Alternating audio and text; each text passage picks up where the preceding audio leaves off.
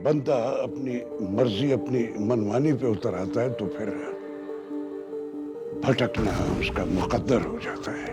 पिछले 20 सालों में जो बात नहीं हुई वो अब अचानक क्यों हो रही है? मैं तो इन भेड़ियों की बात कर रहा हूँ जो इंसानों के अंदर रहे। मैं इंशाल्लाह वापस आऊंगी अपने बाबा के साथ इस घर में। इसीलिए मुझे चौधरानी बनने का कोई शौक नहीं। उस दिन तूने किरण को वो भेड़िए वाली बात बताई थी ना। इस अजनबी मुल्क को अपना समझने का फैसला।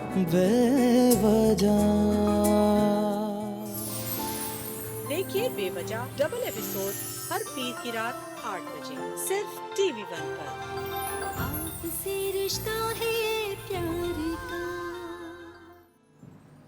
ऑलराइट लेडीज एंड जेंटलमैन, मैं आपसे हमेशा कहता हूँ हमसे बेहतर प्लेस कोई नहीं बनाता, हमसे बेहतर कहानी कोई नहीं बुनता। प्ले का नाम है बेवजह।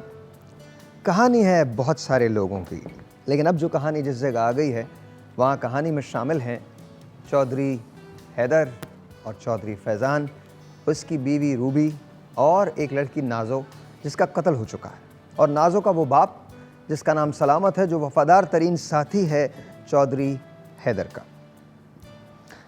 अब चौधरी हैदर को ये पता चल चुका है कि नाज़ो का कत्ल अब एक मुअम्मा नहीं रहा, बल्कि रूबी जान चुकी है कि नाज़ो के कत्ल में चौधरी हैदर का हाथ है। रूबी उसके वफ़ादार तरीन साथी सलामत को अपने साथ मिला लेती है, और अब सिलसिला ये है कि किसी तरह से वो ये चाहती है कि ये कैफर किरदार तक पहुँचे, जिसके बाद ये भनक पाते ही चौधरी हैदर उसके ख़िलाफ़ बदज़न करना शुरू करता है उसके अपने हस्बैंड फैज़ान को, और उसको कहता है देखो एक काम करते हैं, ये सरकश हो चुकी है, ये हम सबको तबाह कर देगी, इसको ठिकाने लगाना ही होगा, यानी इसको कत्ल करना ही होगा। तो क्या रूबी भागने में कामयाब हो जाएगी? क्या फैज़ान वाकई रूबी को कत्ल कर देगा, या वो फिर रूबी के साथ चला जाएगा? और फिर कहानी एक अजीब सा टर्न ले रही है।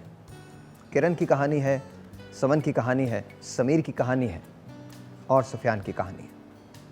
सुफियान जो चौधरी हैदर का बेटा है, जिसकी समन से शादी हुई है, और समन जिसका एक माजी है, जिसने प्यार किया था समीर से, और समीर जिसकी मुलाकात होती है समन की सौतेली बेटी किरण से।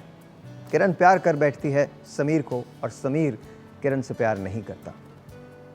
अब ये तमाम लोग पाकिस्तान आ चुके हैं। कहानी में कौन सा मोड़ आने वाला है ये जानने के लिए आज रात 8 बजे आप मेरे साथ देखिएगा बेवजह। मैं हमेशा देखता हूँ, यू मेक श्योर कि आप भी हमेशा देखें बेवजह।